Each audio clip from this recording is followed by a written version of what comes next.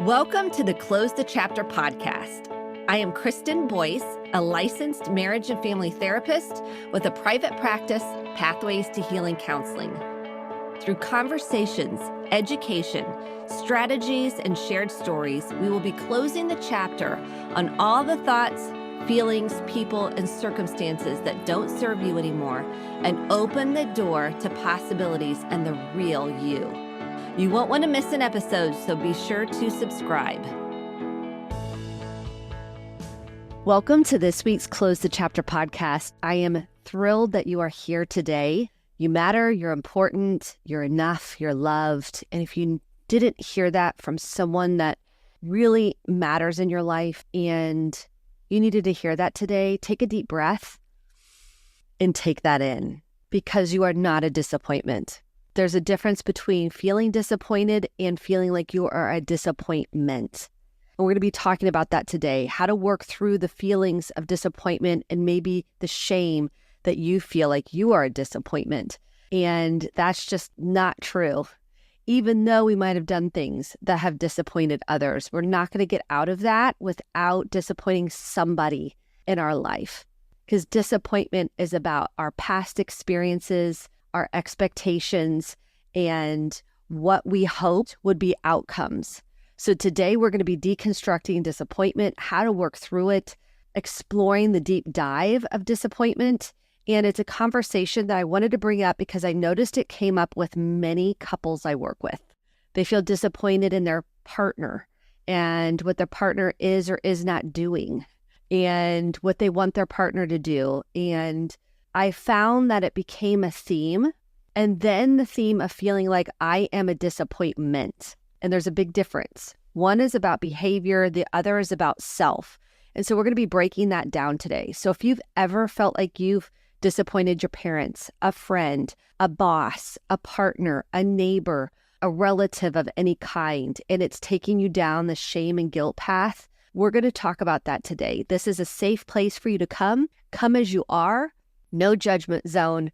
We're holding all the space for you to heal, expand, and grow, and start accepting and loving yourself so the love can flow up and out of you. So welcome to today's episode. If you want support on this journey, be sure to download the free journal, absolutely free. It will help you kind of step by step, 5 steps really, on how to cope with pain, emotional pain specifically, and give you some resources. It's available for free at Kristen, KristenDBoyce.com/free resources. If this episode is helpful or you want to have a conversation about disappointment or feeling disappointment with somebody in your life, share this episode, then have a conversation about it. What did you notice? What came up for you? What was the deeper dive that you explored? Grab a pen and paper, maybe jot some ideas down, and then I'm going to do some self-reflection. This is super important when you're on a healing journey to self-reflect, and then you can always come back to your breath, feeling your feet on the floor. If you feel an activation or a trigger come up, the feet are your grounding resources. Feel your feet first. That is huge. Then focus on your breath. So you can always come back to that in this episode if anything comes up at all. But let's first take a look at what is disappointment exactly. I took a little bit of an explorative focus on what is disappointment because it's so important that we're looking at the marriage between disappointment and expectations. And I love this quote. It has stuck with me forever. It's by Anne Lamott. And she said, expectations are resentments waiting to happen. Let me say it one more time. Write it down if you need to. Expectations are resentments waiting to happen. So you're going to see a tie-in between you feeling disappointed in something in your life or an outcome or a want or a desire. And then you're going to see what was the expectation. Was it realistic? And what's the gap between it being realistic and maybe it not being realistic? And that's where disappointment comes in. So disappointment is really unmet expectations.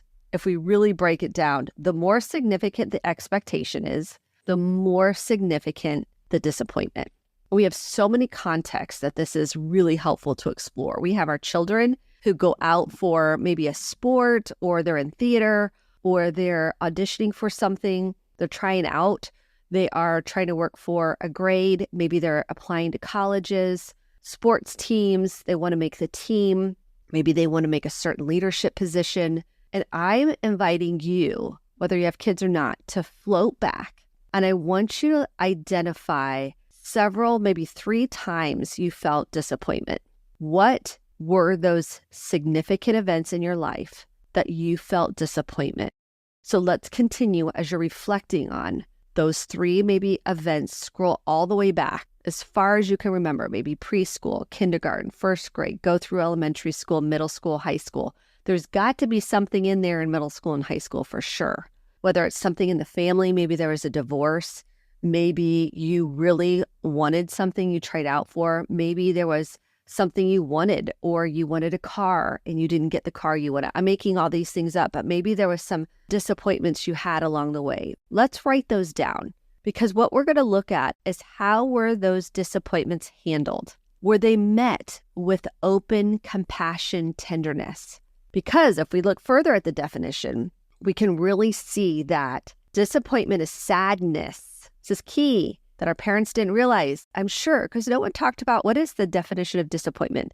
It's sadness or displeasure caused by the non-fulfillment of one's hopes or expectations. And really, disappointment stems from sadness, but that's not what we typically will connect to. We might connect to anger, hurt, rage. It's hard for us to connect to the sadness. So if we float back to those 3 events that we're just going to identify, and if you can't identify anything, that's okay. Just stay the course on looking at how maybe do you handle disappointments in your own life? Do you feel them? Do you connect to the sadness? And then how was disappointment handled as a child? When you didn't make something, was it, oh, don't worry about it. It doesn't matter anyways. It wasn't that big of a deal. Like you're not met with emotional compassion and empathy, which would look like, oh, sweetie, that makes so much sense. You feel really hurt and sad. It's okay to let it out and then let the child process the pain.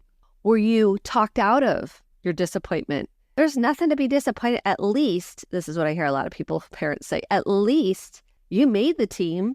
At least you're not like so-and-so who never makes the team. At least you got to play for 2 years. You're trying to make the person feel better, but what it does is it creates shame. Like, what's wrong with me that I feel disappointment? I shouldn't feel this way. And I'll hear lots of clients say, I shouldn't feel this way. It's not that bad. I should be grateful.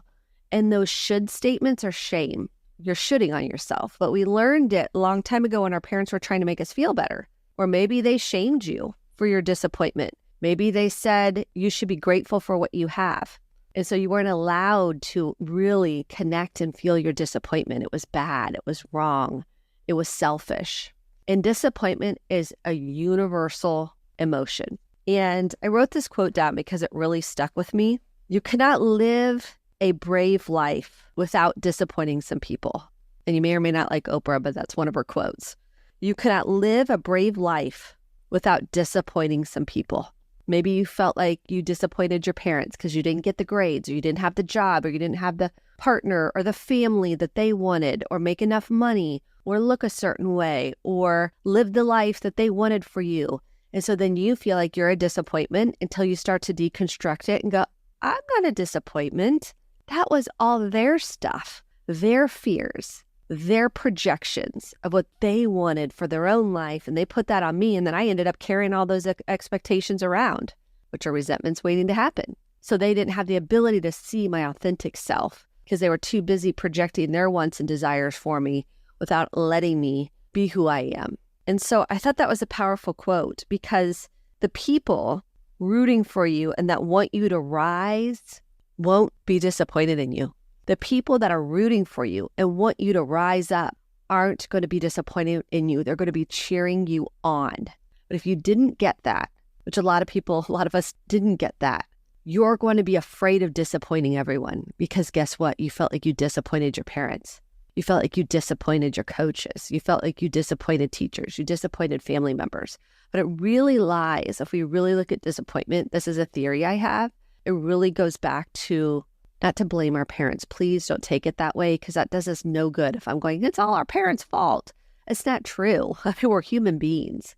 It is an evolution of disappointment from, if you feel like I am a disappointment, that is from the feeling like you disappointed your parents. So you spend a lot of your time trying not to disappoint anybody. You don't want anyone to be upset with you, no one to be mad at you, because that will bring up, I'm a disappointment.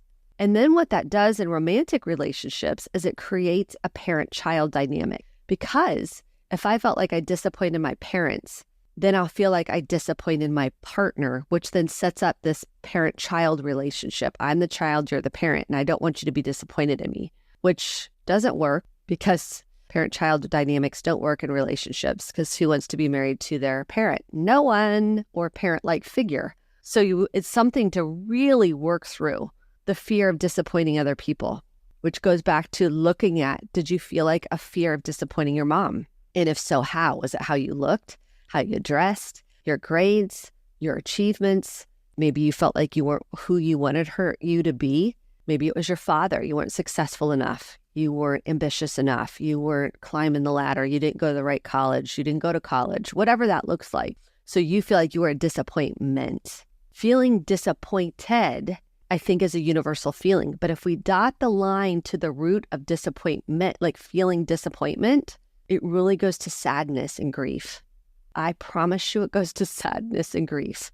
And if you can learn to connect to the sadness and grief pretty quickly, you're going to be able to work through and process through the layers of the disappointment that come up. And this happens with my kids a lot. Well, they're not so much kids. I've got an 18-year-old and a 16-year-old. And it's vulnerable continually to put yourself out there, whether it's a friendship. This is true for adults. No matter what it is, it's so brave of you to put yourself out there in a vulnerable way. But you can float back to your teenage years where you're trying out for something, you're working towards a specific grade or college or a job that you want, and you don't get it. The friend doesn't want to be friends. You didn't make the team. You didn't make the cut. You didn't get the grade. You didn't get the job. You didn't get into college. Whatever that disappointment is, it's sadness. It's a sadness because your expectations and your hopes and your dreams were, if I'm on that team, if I get that job, if I get that leadership thing, if I make a certain money, hourly wage, whatever that is, then I am enough. Then I am somebody. Then I am likable. Then I am lovable. Then I matter and I'm worthy and I'm important. That's what it really ties into. It ties into, if you really look at it, oftentimes it ties into our needs and our wants, and then it can tie into our worth. The worth is where it kind of becomes, I'm a disappointment versus I feel disappointed. The feeling of disappointment dots lines to sadness. Do you allow yourself to feel the sadness? Do you say, most people don't, but let me connect and see if I'm feeling sad. Let me check that out. Let me try that on. So the first thing I would have you do is feel your feet on the floor, take a deep breath. And when you feel disappointed, you're going to say, am I feeling sad? And it may take a bit, right? You might have to go through shock and denial, kind of the stages of grief, but all in different times. Maybe you're angry because you feel a protector part, a defensive part come up. But underneath it, the roots of disappointment is sadness. You're sad you didn't make the team. You're sad you didn't get the job. The friend doesn't respond to you. You're really sad. There might be some mixture of emotions. It doesn't have to be just sadness. Of course, you might feel angry and disgust and fear, and those are all okay. Let's hold space for feelings. When someone says disappointed, I feel disappointed, I'm going to reframe that and encourage you to say, I feel sad. When I say I feel disappointed, that turns into shame. So in couples, when someone says, I'm really disappointed you didn't follow through with what you said you would do, instead of saying I feel disappointed, because that sets up the parent to the child, I encourage couples to say, and this is if you're a parent, I encourage you to say, I feel sad. I feel sad and afraid. This pattern might not ever heal itself, that when you say you'll do something, you don't do it. I feel sad and afraid that the pattern won't change. I'm taking responsibility for the disappointment and the sadness that I feel. I'm owning it. It's not on somebody else to own it. Like our parents wanted us to make them feel better.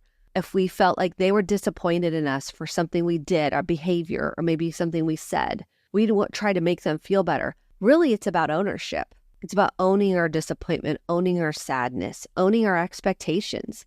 Do my expectations, are they realistic? And why do I have those expectations? Let's even go a step further. So if I have expectations, is it because I'm trying to fill a hole in my soul to feel lovable and worthy and enough, and that I matter and that I'm somebody and I'm somebody special, and you see me as somebody special, and that if I don't disappoint you, you'll see me as someone special?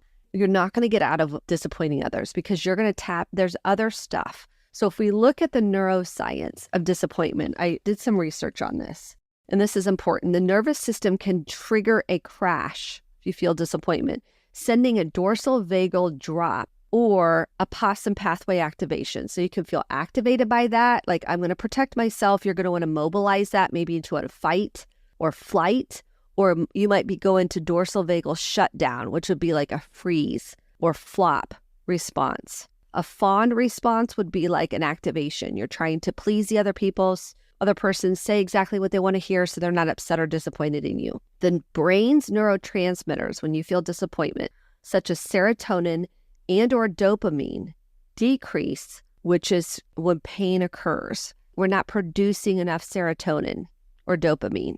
It's like almost freezing it in a way. And so when you feel your feelings, you connect to the sadness, you process the grief underneath, you're moving it up and out of the body. And I'll see this with one of my daughters in particular, that she has a physiological response to disappointment, which is sadness. It's almost like she's in a heightened state of she's waiting for news. Did she make something? Did she make something? And then she might get news that she didn't make something. And I can feel just the anxiety of, did I make it? Did I make it? Did I make it? And that taxing on the body, it's almost going into freeze. So I have her practice feeling her feet on the floor, inhale through her nose, slowly exhale out her mouth. Or sometimes I'll just do the breathing. And if she does it, she does it, to come back into our body, because we leave our bodies. It's almost like we're preparing for disappointment or waiting for the next shoe to drop. So our body's almost like in a self-protective mode, and we're not connected to our body. Grounding into your feet, feeling your breath helps you deal with disappointments, helps you deal with sadness and be able to tolerate it. And then expectations is a belief about what will happen in the future and is heavily influenced by past experiences, social learning, and cultural norms. So you have to kind of explore your past experiences, and is that playing a role in your disappointments? What have you learned socially about disappointment in general? And that if I achieve this, then I'll be acceptable, then I'll be somebody. It's like I'll be liked, I'll be popular, whatever that is. If you're expecting that as a payoff, that is trying to feed something deeper within you. It's trying to feed this unworthiness in your soul. And you seeking that externally is going to lead you to feel unworthy and that you don't matter. We're working on you reparenting that younger part of you to say, it's okay to feel disappointment. It's okay to feel sadness. I can hold space for that and I can tolerate it. I can breathe through it. I can journal about it. I can go talk to somebody about it, a friend or a professional. I can listen to podcasts about it. I can nurture myself through that instead of being shamed out of it, which is probably what was done to you, not to blame parents, but to create understanding of how you're dealing with disappointment. And sometimes if there's been a lot of trauma, there's been so much disappointment from caregivers that were supposed to protect you, meet your needs, and take care of you and be consistent, it'll feel like a re-traumatization or a betrayal. And so you have to kind of explore this feeling if you feel betrayed from a disappointment. It's important exploration to really dive into where's that feeling of betrayal and the inconsistencies in what you were given as a kid. When we believe that there's something we must have to be happy or fulfilled, we can set up ourselves for disappointment. And when we're putting this expectation, which was resentments waiting to happen, on another person and they let us down, we can feel that feeling of sadness. Here's what I want to say about that. If you have a want or a need, that is okay. You need to be specific about what it is and check to see if that's realistic, or is this an inner child part longing for this person to heal this in you and it's not their responsibility, nor can they heal that in you. You have to heal that in you by facing the pain, holding tender, compassionate space for it, and a willingness to look at what might you be putting on someone else, which is projection, instead of looking in the mirror and going, oh, this is a wound that goes pretty deep when I wanted to be seen, heard, and understood, and I'm putting this on my partner.